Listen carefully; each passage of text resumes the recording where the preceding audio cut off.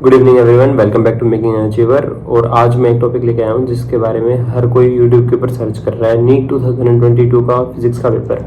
पहली बात तो ये कि लोग क्यों सर्च कर रहे हैं, क्योंकि ऐसा माना जा रहा है कि थोड़ा सा ना फिजिक्स का लेवल उठाया जाएगा। तो 2022 में लास्ट देखें तो उसमें अच्छा था, 23-24 में तो इतना अच्छा नहीं था फिजिक्स का पेपर। ठीक है, तो उसके लिए मैं एनालिसिस लेके आया हूँ। ठीक है, जो मैं अभी यहाँ पे शो करूँगा आपको स्क्रीन के ऊपर। ठीक है, तो इस एनालिसिस के अकॉर्डिंग हम बात करते हैं। तो मैंने जो देखा इसके अंदर, यहाँ पे क्या हो रहा है कि ना modern physics was important one. ठीक है, उसके बाद धीरे धीरे क्या हुआ, ट्रेंड लगभग सेम है। मॉडर्न फिजिक्स से 1-2 क्वेश्चन कम हुए, ज्यादा नहीं हुए। ठीक है जी, तो modern physics was the important. ठीक है, उसके बाद काइनेमेटिक्स, और काइनेमेटिक्स के साथ ना लॉज ऑफ मोशन जो था उसमें से एक क्वेश्चन आया हुआ है, बट इन 4 क्वेश्चंस में भी हेल्प की है काइनेमेटिक्स की।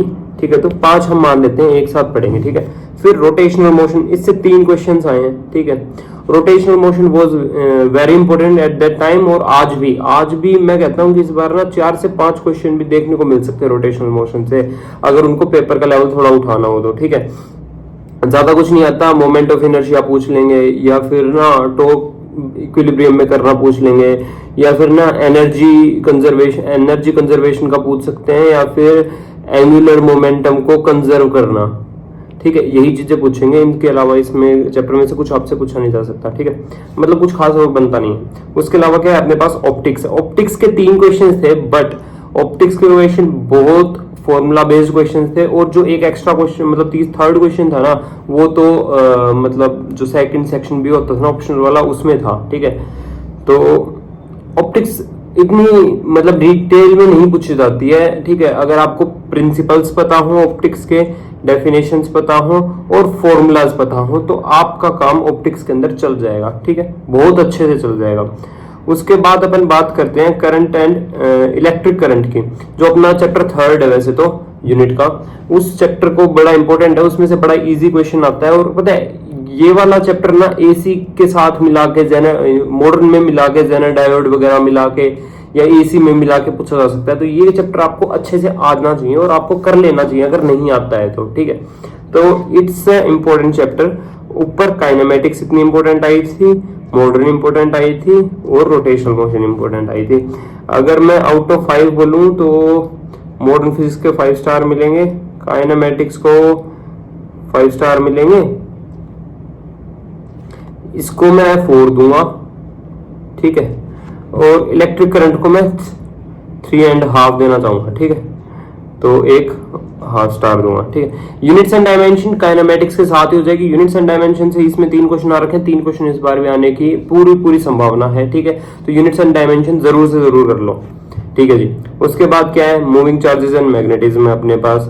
ओके, तो moving charges and magnetism is also nice. और मूविंग चार्जेस एंड मैग्नेटिज्म में जैसे जो मैग्नेटिक फील्ड है ना, उसको ये ईएमएफ के साथ मिला के और वहां से क्वेश्चन बना सकते हैं कि एक फॉर्मूला इसमें से लगेगा, एक ईएमएफ में से लगेगा, यानी इसके फॉर्मूले से तो हम बी निकालेंगे, फिर बी के साथ जो डेल्टा फाई निकालते हैं ना अपन इंटीग्रेशन करके, तो वहां से हम क्या कर सकते हैं, इधर बी का यूज करके और ये डेल्टा फाई की वैल्यू निकालने का क्वेश्चन आ सकता है। तो ये इंपॉर्टेंट क्वेश्चन यहाँ से बन सकता है। ठीक है, तो ये भी 3 स्टार चैप्टर हो गया। ठीक है, ये 4 स्टार चैप्टर हो गया अपने पास, 3.5 स्टार बोल देते हैं। ठीक है, एसी के अंदर से कोई 1 या 2 क्वेश्चन आ सकते हैं। ठीक है, क्योंकि ना एसी का जो क्वेश्चन होगा ना वो इलेक्ट्रिक करंट में भी जा सकता है। ठीक है, एसी का क्वेश्चन वेव्स के साथ भी जा सकता है, एसी का क्वेश्चन एसएचएम के साथ भी जा सकता है। ठीक है, तो एसी सबका मिला के होता है, इस वजह से ना कुछ क्वेश्चन उनमें पड़ जाते हैं, इसलिए बट एसी के 3 क्वेश्चन आए हुए थे। ठीक है, and they were moderate to high level के क्वेश्चन थे, ठीक था। ठीक है, ये थोड़ा सा शॉकिंग था कि केटीजी थर्मल प्रॉपर्टीज और थर्मोडायनेमिक्स से सिर्फ 2 ही क्वेश्चंस बने हुए थे। ठीक है, और इस साल क्या ट्रेंड चल रहा है अभी, जो ऐसे 1-2 पेपर में थर्मोडायनेमिक्स से ना 2 to 3 क्वेश्चंस तो थर्मोडायनेमिक्स से आ रहे हैं, एक केटीजी से और एक थर्मल प्रॉपर्टीज से आ रहा है। ठीक है, तो ये 5 क्वेश्चन का मतलब यूनिट बन रहा है पूरा, 5 to 6 क्वेश्चन कह सकते हो सकता है मे बी 4 डाल दें, बट ये अच्छे खासे नंबर ले रहा है। ठीक है, ये 20 नंबर के अबाउट हम बोल सकते हैं कि भाई ये ले रहा है। ठीक है, तो ये पढ़ लेना अच्छे से। ईएम वेव्स, वेव्स में आ जाएगी और एसी के साथ आ जाएगी, ठीक है। तो वो लोग पढ़ोगे। बस इसके अंदर ना जो इक्वेशन होती है उसमें भाई एक्स एक्सिस क्या डायरेक्शन होगी वेव की, ठीक है, वो, और कुछ एक प्रिंसिपल जैसे कि जो एनर्जी होती है वो इलेक्ट्रिक फील्ड और मैग्नेटिक फील्ड के अंदर होती है, डायरेक्शन क्या होती है, तीनों की परपेंडिकुलर होती है जिस डायरेक्शन में चल रही होती है, जो इलेक्ट्रिक फील्ड और जो मैग्नेटिक फील्ड है तीनों। तो इस टाइप के कुछ क्वेश्चन आ सकते हैं, ठीक है। Electrostatics is not so important, might भी 1 या 2 क्वेश्चन आएगा, ठीक है।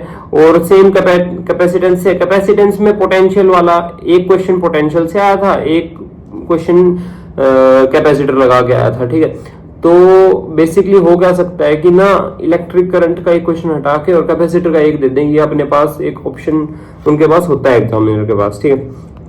फ्लूइड्स, ठीक है, 2 स्टार आउट ऑफ 5, ठीक है, ये भी 2 स्टार है, ठीक है। इसमें यंग्स मॉड्यूलस वगैरह आप अच्छे से कर लेना, वो आना चाहिए, बाकी ठीक है। इलेक्ट्रोमोटिव फोर्स, ईएमएफ का क्वेश्चन पक्का आएगा, और डेल्टा फाई के साथ आओ चाहे ईएमएफ का क्वेश्चन आओ, ठीक है, ये आएगा ही आएगा, ओके। मैग्नेटिक फील्ड के अंदर किसी चार्ज की एंट्री, ठीक, पॉजिटिव या नेगेटिव चार्ज की एंट्री, तो उसका टाइम पीरियड वगैरह निकालना होता है, वो क्वेश्चन आने के काफी ज्यादा अच्छे चांस है। इस टाइप के क्वेश्चंस कर लो सॉल्व। ग्रेविटेशन वही है यार, लॉज ऑफ मोशन के साथ, ठीक है, ग्रेविटी का होता है, बट इसमें क्या डाल देंगे, प्लैनेट्स डाल देंगे, ठीक है, तो 2 बॉडीज डाल देंगे, तो उनके बीच में जो जी वाले क्वेश्चंस है ना, ग्रेविटेशनल फोर्स के क्वेश्चंस है, वो डाल देंगे इसके अंदर, ठीक है। तो इसका 1 या 2 क्वेश्चन आ सकते हैं, ठीक है, तो ये भी अपन देख लेंगे। लॉज ऑफ मोशन काइनेमेटिक्स के साथ बता दिया। एसएचएम और वेव्स के अंदर से एक एक क्वेश्चन ही आता है, ठीक है, एक एक क्वेश्चन, या हो सकता है 2 क्वेश्चन एसएचएम के आ जाए, ऐसा ही आएगा, ज्यादा हार्ड क्वेश्चन नहीं आएगा, जनरलाइज्ड क्वेश्चन पूछा जाएगा इसके बारे में, ठीक है। वर्क पावर एनर्जी के जो फॉर्मूले और जो कॉन्सेप्ट्स हैं वो दूसरे के अंदर काम आते हैं, जैसे कि कंजर्वेशन ऑफ एनर्जी हम ग्रेविटेशन में भी लगाते हैं, conservation of energy rotational motion के अंदर भी लगाते हैं हम, conservation of energy laws of motion के अंदर भी लगाते हैं हम, ठीक है। तो अलग अलग चैप्टर्स में लगाते हैं, इलेक्ट्रिसिटी के अंदर भी लगा देते हैं, पोटेंशियल वाले जो चीजें हैं, ठीक है। तो डायरेक्टली इनसे तो एक ही आएगा, बट ये दूसरे उनके अंदर हेल्प करता है, ठीक है। तो ये मेन बात थी, आप लोग समझ गए होंगे कि अभी अगर आपको करना है तो मॉडर्न फिजिक्स कर लो, काइनेमेटिक्स कर लो, रोटेशनल मोशन कर लो, थोड़े बहुत ऑप्टिक्स के फॉर्मूले रट लो, डेफिनेशंस रट लो, इलेक्ट्रिक करंट वाला कर सकते हो, ठीक है, ये डायमेंशंस कर सकते हो, यहाँ तक तो कर ही लो, ठीक है। उसके बाद मूविंग, ये थोड़े बहुत इसके फॉर्मूले देख के और जनरलाइज्ड पीवाईक्यूज है ना इस चैप्टर के, मूविंग चार्जेस एंड मैग्नेटिज्म, वो कर लो, ठीक है जी। उसके बाद एसीएमएफ के जनरलाइज पीवाईक्यू कर लो, 5-5, 10-10 कर लो, उससे आपका काम हो जाएगा, ठीक है। 2015 तक के कर लो, ज्यादा मत करो, ठीक है। उसके बाद खास कुछ है नहीं अभी करने के लिए कि एट द एंड सीख सके, बस इतना कर लो आप लोग, हो जाएगा आपका, ठीक है। जो मैंने ऊपर वाले बोले हैं, अगर आपकी बहुत ज्यादा वीक है तो, ठीक है। अब इनके अंदर भी क्या करना है अगर बोलोगे तो उसके लिए मैं अलग से वीडियो बना दूंगा। आप बोल दो कि सर हमें मॉडर्न फिजिक्स में दिक्कत आ रही है, क्वेश्चन बता दो किस किस टाइप के करने चाहिए।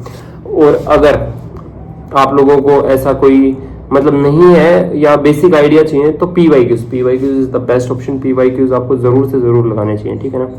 So thank you so much for watching making achiever. मिलते हैं अगली वीडियो के साथ। कुछ क्वेश्चन पेपर करेंगे, मोशन जो इंस्टीट्यूट है उसने निकाल रखे हैं, कुछ एक पीडब्ल्यू के भी क्वेश्चन पेपर हम लगाएंगे। Thank you so much.